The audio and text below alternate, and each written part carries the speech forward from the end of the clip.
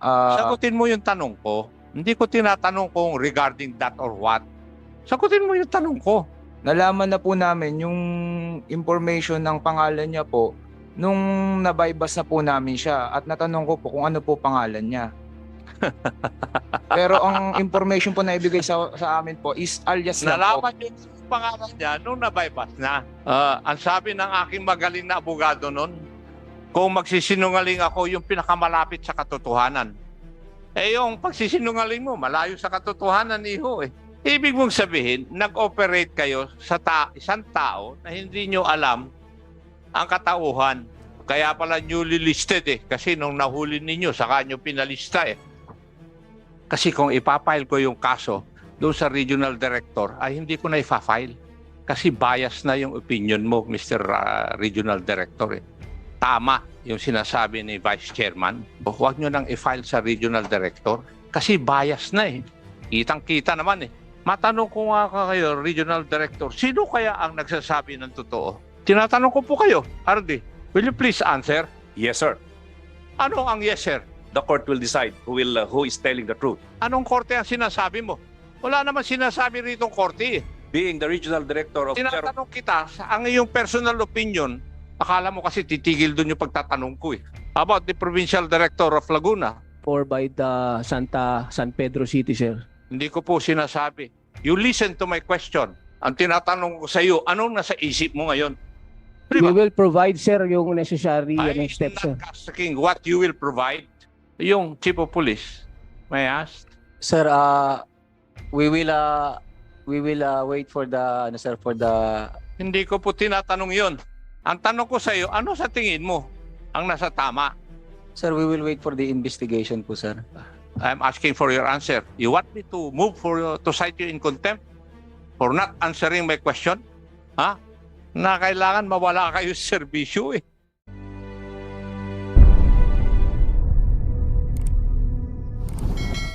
So can you kindly discuss this issue?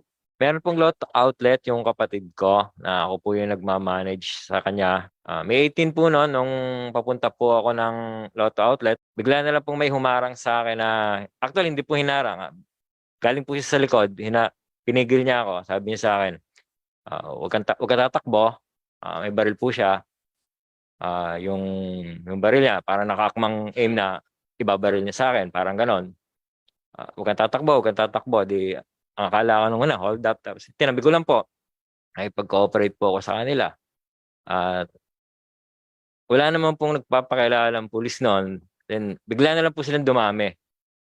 Hindi ko po alam kung saan sila nanggagaling. Bigla po silang dumami na nananakit sila. Tatanong nila sa akin kung nasaan yung pera. Yun po yung unang tanong nila sa akin. Wala naman po ako may pakitang pera kasi hindi pa po ako nakakarating sa outlet para kunin yung pera. Then, tinatanong po nila saan, saan yung basura? Saan yung basura mo? Sabi ko, wala po akong basura, wala po akong pera. Nananakit po sila hanggang doon po sa may 7-Eleven. Every time na magtatanong po ako sa kanila, ano pong kasalanan ko or anong sagot nila sa akin batok. Dumating po yung time na may naringgan pa ako sa kanila ng, buti hindi kayo tumba o gusto mo itumba ka namin, parang ganon. Inipit po ako nung dalawang nagpakilalang pulis na sa motor, ipit po nila ako sa motor. Umalis po kami doon sa may 7-Eleven, hindi ko po alam saan kami pupunta, pero pabalik po pala sa bahay namin. Pinasok po nila yung bahay, nag-search po sila. Doon, may nananakit sa amin, gano'n. Andun din po yung anak ko nung time na yon. Sabi ko lang doon sa anak ko, pasok sa loob, huwag ka na lang makikialam, parang gano'n. Tapos, ayun, sinearch po nila yung bahay, wala naman po sila nakuha. May naringgan po kaming boses na sinasabi lang po nila, pull out pasita, wala, hindi yata yan, parang ganon. Ayun po, dinala na po nila ako sa Pasita, tapos doon na po ako nagstay. Doon po pumasok yung pananakit nila. Nananakit po sila kahit nakaposas ako. Nung time na yun, wala po akong, parang pakiramdam ko, wala akong rights para tumingin sa mukha nila. May I ask the regional director? You have seen the video presentation, right? And you have listened to the testimonies of the persons who are supposedly, allegedly victims of wrongdoings of your police force, right? Ganon din po siguro yung provincial director. Nakita mo rin yung ebidensya, narinig mo rin yung side ng mga resource persons natin na naging biktima ng mga allegedly by your policemen. Ganon din yung hepe at saka yung intelligence officer. Di po ba? Matanong ko nga kayo, Regional Director, sino kaya ang nagsasabi ng totoo? Tinatanong ko po kayo, Ardi. After seeing all the pieces of evidence and listening to the testimonies of your people and of the alleged victims of your people, sino po kaya nagsasabi ng totoo? Will you please answer? Yes, sir. Ano ang yes, sir? The court will decide who is telling the truth. Anong korte ang nagsasabi? Anong korte ang sinasabi mo? Wala naman sinasabi rito korte eh. Being the regional director of Tinatanong kita ang iyong personal opinion after listening to the testimonies and looking at the video which will apply, ano sa tingin mo? Akala mo kasi titigil doon yung pagtatanong ko eh. Alin na mas magandang puntos? Personally, sir, parehas pa rin sila. Parehas. How about the provincial director of Laguna? What is your personal opinion? Sir, based on the records provided by the San Pedro City, sir. Hindi ko po sinasabi.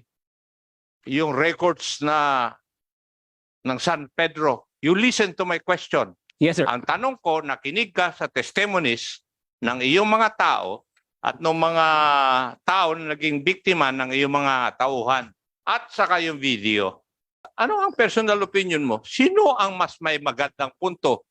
At mapapatunayan po yan na sila po ang nandyan, then we will conduct a thorough investigation, sir. Hindi ko naman tinatanong kung ano yung gagawin mo eh. Ang tinatanong ko sa iyo, anong nasa isip mo ngayon? We will provide, sir, yung necessary I am steps, sir. not asking what you will provide. I am asking, ano sa tingin mo ang nasa tama? Sir, Yung iyong mga tauhan o yung mga kuan? based sa record, sir, I will stand with the report, sir, ng ating PNP, sir, San Pedro po, sir. Yung chief of police? May I ask? Sir, we will wait for the Hindi ko po tinatanong yun. Ang tanong ko sa iyo, ano sa tingin mo ang nasa tama? Yung tauhan mo mismo o yung mga naging biktima? Sir, we will wait for the investigation po, sir. I'm asking for your answer. You want me to move to cite you in contempt for not answering my question? Ha? Tinatanong kita. Yes, sir. Sumagot nga yung mga nauna sa iyo, mas Yes, sir. senior pa sa iyo eh. Yes, sir. I'll whack you there. Ano ang sagot mo? Pareho pong may point yung sir, yung sa side po ng suspect and sa side po ng ating Ah. operatiba, sir. Mr. Vice Chair, ano po sa tingin ninyo? Your Honor, based on the object evidence and documentary evidence thus far, it appears that there is some credibility coming from the testimony of the private parties here, sir. Sa halimbawa po ay yung CCTV, mapapatunayan na naman yun na kung totoo yun. Maliwanag na nangyari yung allegedly huli doon kay Kilaw ng vicinity ng between 1:31 hanggang 2:30. At subalit doon sa kanilang mga sinumpang salaysay, mga 7:30, 7:40 daw. Aming titignan yung pre-ops operation sa PIDEA kasi bago dapat magkaroon ng bypass operation, meron dapat coordination.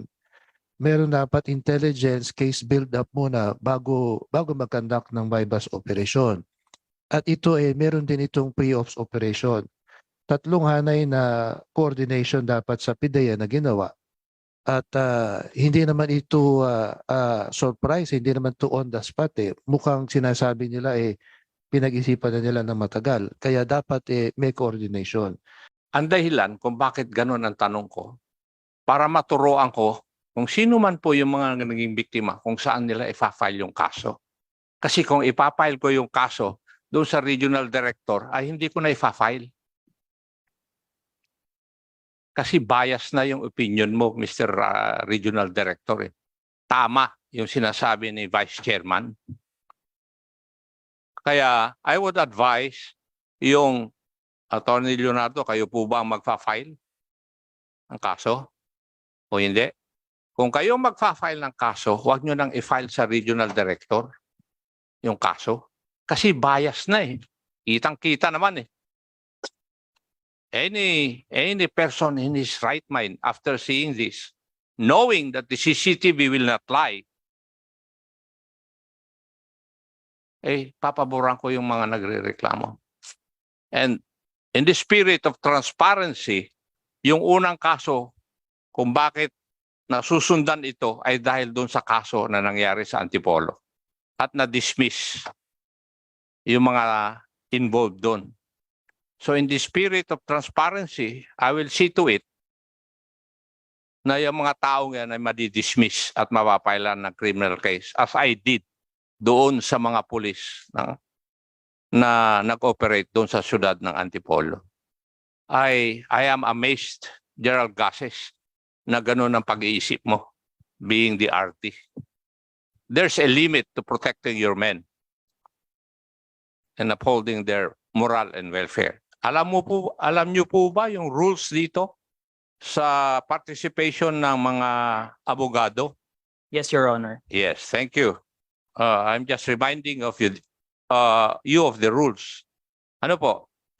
Now, PDEA, meron po kayong sistema na pinagsasubmit ninyo yung mga barangay officials ng listahan ng mga drug dependents at drug users and drug pushers sa kanilang barangays. Di po ba? Yes, sir. Yes. And this is done with the municipal or city government. Tama rin po. Yes, sir. Through CADAC or MADAC. Yes. Together with the Dangerous Drugs Board and your office. Tama? Yes, sir. Yes. And therefore, nandun yung mga listahan as recommended by the barangay officials. Yes, sir. And then, binabalik ninyo, pag-validate nyo na totoo. Yes, sir. With the PNP, sir. Yes. Now, may I ask the station commander or the chief of police, kasama ba siya sa listahan? Yung naging biktima? Is his name in the list of drug pushers, drug users, or drug dependents insofar as the list of the barangay officials or the concerned barangay officials are concerned? Yes, sir. Is newly identified listed, sir. God's sake. Newly? Ang tinatanong ko sa iyo, narinig mo ba yung pagtatanong ko doon sa PDEA? Merong nire-require sila na mag-submit yung mga barangay officials na listahan sa kanilang barangay yung mga drug users, drug pushers, at saka drug dependents. Now, ikaw, Hepe, alam mo dapat yun eh. You're just telling me your ignorance of the law. Kung hindi mo alam yun. Kung ako, congressman na, matagal na ako nag-retire, alam ko. Do you know na meron ganon? Yes, sir. Yes. Ngayon, nasaan yung listahan na yun? Anong listahan na pinagbasihan mo na nandun yung pangalan ng tao? Sir, we have may category po tayo, sir. Meron kasi na sa under po Listahan mo, listahan ng barangay officials. sa barangay po nag-start yan, sir. Yung newly Yes. listed po, sir. Chief of Police ng San Pedro ay sinabi niya na nasa listahan. Is that Newly listed po, sir. newly listed? After the fact. Kahit na newly listed, pag wala doon, I will charge you for perjury. And I'm not joking. Kasi ayaw ko yung nagsisinungaling dito eh. Sa committee namin. And if what you are answering is not true, I will, kasi inulit ko na sa iyo eh. I'm making it of record na ang sagot mo ay nasa listahan. At saka, dinagdag mo, newly listed. It is of record. Okay? So, inutusan mo sila talaga. Copy po, sir. Yes, sir. And therefore, you are responsible kung ano man mali o tama na kanilang ginawa. Yes, sir. I'm laying the predicate para habulin kita sa command responsibility. Yes, sir. Oh, so, aminado ka na iniutos mo. And therefore, as their chief of police, you are responsible whatever wrong they would have committed. Yes, sir. In your statement a while ago, you stated na meron pang CCTV doon sa 7-Eleven. Yes, Your Honor. And did you ever try o sinubukan niyo po bang kumuha ng kopya nun? Yes, Your Honor. Kasi pag meron pang pangalawang CCTV at nandun din yung mga oras at yung mga nangyari doon, eh, sinusuportahan yung una yung CCTV. Now, ano po ang sagot sa inyo ng 7-Eleven?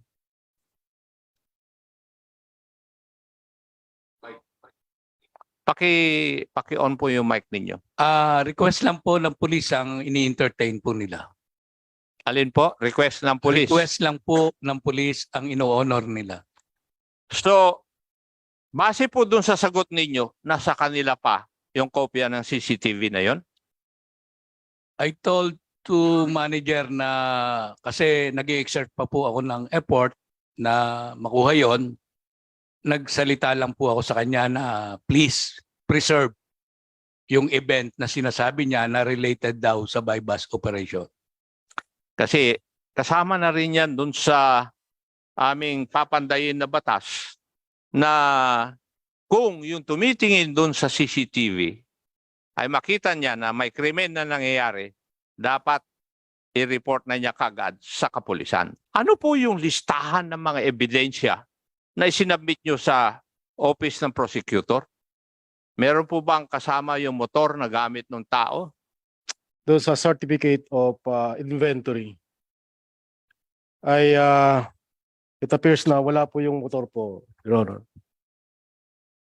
Yung pong bisikleta na sinasabi, wala din po doon. Based on the record at hand that certified that no bicycle was appeared on the... Doon po sa pamilya ni o kapatid ni Mr. Kilaw.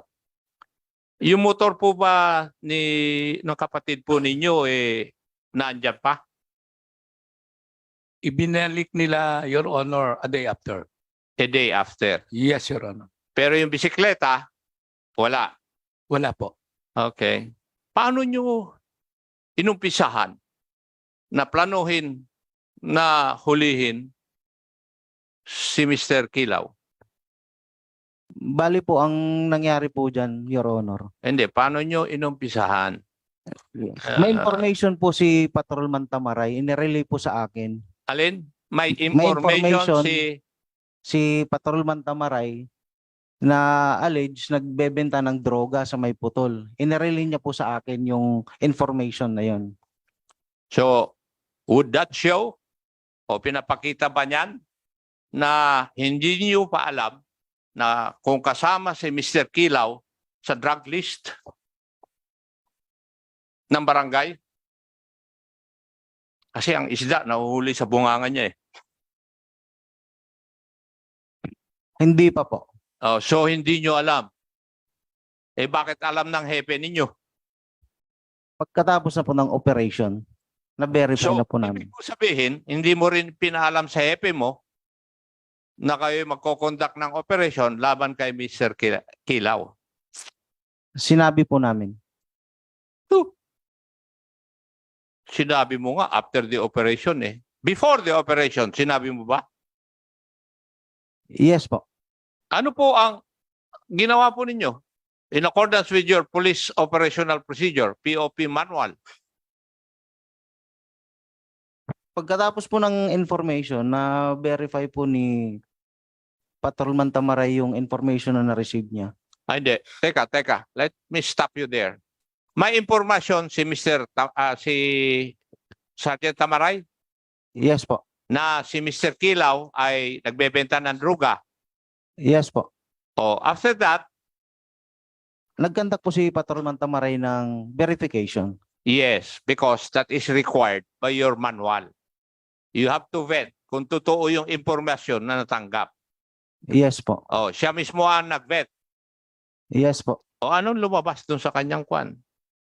Base po sa verification na ginawa ni Patrolman Tamaray, positive po na may nagbebenta nga po doon sa may putol ng hinihinalang illegal na droga.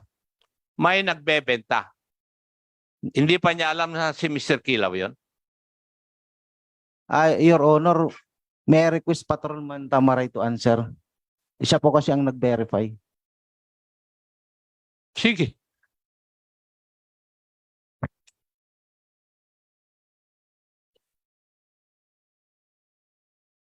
Good afternoon, Your Honor.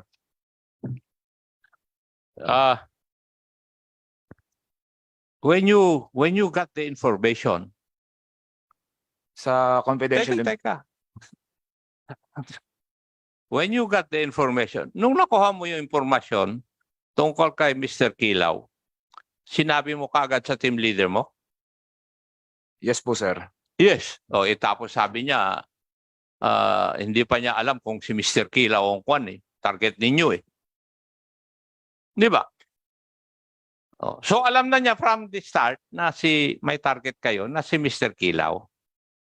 Regarding po dyan, sir, Sagutin mo yung tanong ko. Hindi ko tinatanong kung regarding that or what. Sagutin mo yung tanong ko. kilala po namin sa alias po, pero yung buong pong pangalan, hindi po namin alam. Alias lang po ang binigay sa akin ng informante po Oh, namin. sige. And that is precisely the reason why kailangan mong i-vet o i-validate yung info. Yes po. So, ano po yung action ninyo para mag-validate? Nalaman na po namin yung information ng pangalan niya po nung nabaybas na po namin siya at natanong ko po kung ano po pangalan niya. Pero ang information po na ibigay sa amin po is alias lang po. Nalaman niyo yung pangalan niya nung nabaybas na. Opo. Alam mo, iyo, ang sabi ng aking magaling na abogado nun, kung magsisinungaling ako, yung pinakamalapit sa katotohanan. Eh yung pagsisinungaling mo, malayo sa katotohanan, iho eh.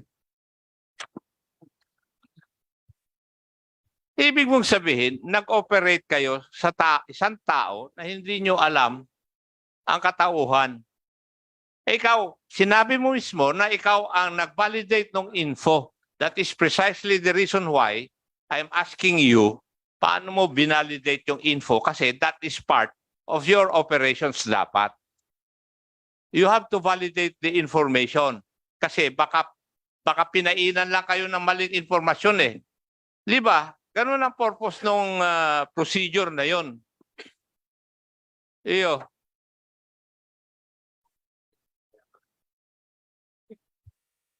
Kaya pala, sabi ni Kong Yamsuan, kaya pala newly listed eh. Kasi nung nahuli ninyo, saka nyo pinalista eh. We would like to remind the reserve speakers to be honest, no? Otherwise, alam niyo wala pa kaming nako-concite in contempt dito, ha. Baka first time to. Kaya be truthful, please. Ulitin ko, sinabi ni Congressman Rehencia, papunta pa lang kayo, pabalik na siya. Ako, nakabalik na ako't lahat eh.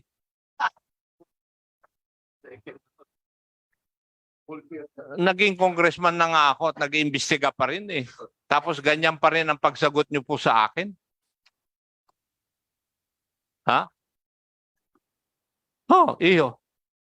Inoperate niyo isang tao na hindi niyo alam ang pangalan, ang tunay na pangalan. Binaypas at lahat ninyo, nalaman niyo lang yung pangalan after the operation. Alam mo, iyo, lalo mo lang, dinadagdagan yung aking, yung eagerness, hindi ko alam ang Tagalog nun, baka alam mo, Congressman Rehencia, yung gigil, sabihin na natin, na kailangan mawala kayo sa serbisyo eh. Oo, sa totoo lang. Kailangan mawala kayo sa serbisyo. And I'll see to it that there will be no favors doon sa pag-imbestiga. Babantayan ko. And I will ask also that criminal cases be filed against you for possible violation of the crime of abduction, violation of domicile, robbery, and perhaps perjury. So, kasi hindi ko na masabi yung physical injury dahil matagal na nangyari. Baka hindi nag-medical exam yung si Mr. Kilaw eh. Mr. Chair, I think there's no need for me to proceed questioning kung hindi po ako makakakuha ng tamang o katotohanan sagot mula doon sa ating mga resource persons. Thank you, Mr. Chair.